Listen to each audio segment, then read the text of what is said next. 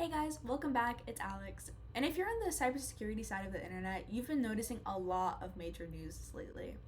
The director of the FBI, Kash Patel, had his personal Gmail hacked, and more government systems have been compromised as of late. And it feels like every single week something new is happening. And the timing of this is all important too, because right now people already don't trust that their information is safe. A report published at the end of March found that 83% of people in the US are concerned about the government, and specifically government data breaches, and more than half are significantly concerned.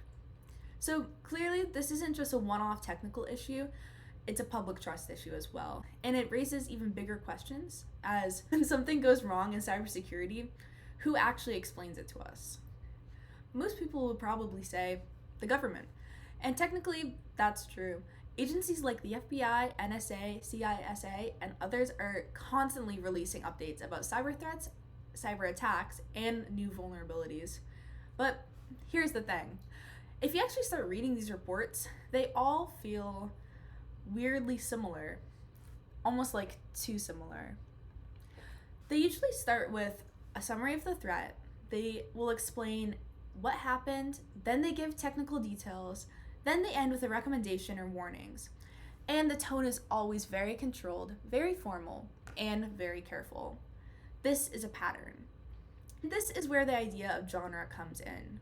When we hear the word genre, we usually think of things like movies or music, but in writing, genre is something a little different. Genre is basically a repeated way of communicating in response to a reoccurring situation. So instead of thinking, this is just a report, we should be thinking, this is a response to a situation that keeps happening, specifically cyber threats.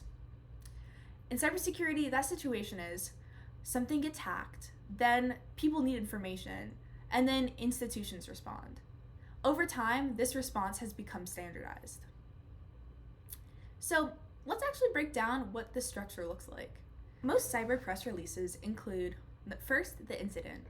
What happened and when did it happen? Second is usually the threat actor, which is who is responsible or at least who is suspected to have been responsible. Third is the impact, what systems were affected and who should be concerned. Fourth is the response, what is actively being done about it. 5 is the guidance and what should you personally do. And this structure shows up time and time and time again. And that's not just for clarity. It's because people have come to expect the information in this format. But here's where things get a little more interesting. These reports don't just exist to inform people, they actually serve a bigger purpose. Cybersecurity press releases help prevent attacks by making threats more visible and showing that organizations are actively responding. So instead of being passive, they're actually part of cybersecurity strategy. There's actually research that supports this too. One concept is called transparent-cyber-deterrence. The idea is that when governments publicly reveal cyber threats and responses, it discourages attackers from attacking in the first place.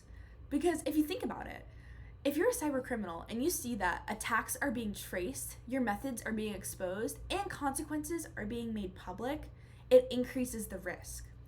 And these press releases act as almost a warning system. They're saying, we're watching and we will respond.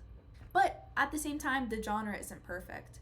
A lot of these reports focus on individual dramatic incidences instead of giving a broader picture. So you end up with headlines like major breach, critical vulnerability, or urgent warning. But what you don't always get is long-term trends, comparisons, or actual data on how common these events are. That makes cybersecurity feel more chaotic than it actually is. This is where things start to shift. New laws and policies are pushing for a more standardized form of reporting, which then in turn is changing the scope of this genre. For example, organizations are being encouraged to share cyber threat data, reports are becoming more structured, and there's a push for a measurable impact.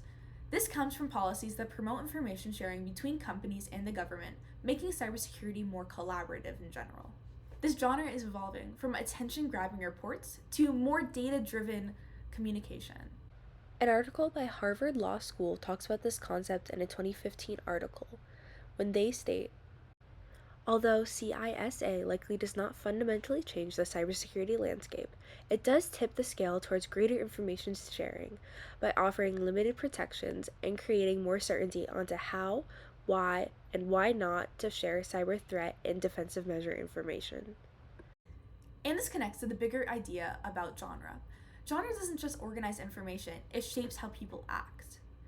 As reporting standards change, organizations communicate differently, which in turn makes people interpret threats differently as well. And trust can either increase or decrease. So, when the genre changes, the entire conversation around cybersecurity changes too. So, the next time you see a cybersecurity press release, don't just read it as information. Think about, why is it structured this way? What is it trying to accomplish? What might be missing? Because these reports aren't just reacting to cyber threats, they're actively shaping how we understand them. Thanks for watching, and if you found this interesting, feel free to like and subscribe, and let me know what's something in tech and cybersecurity that you think people misunderstand.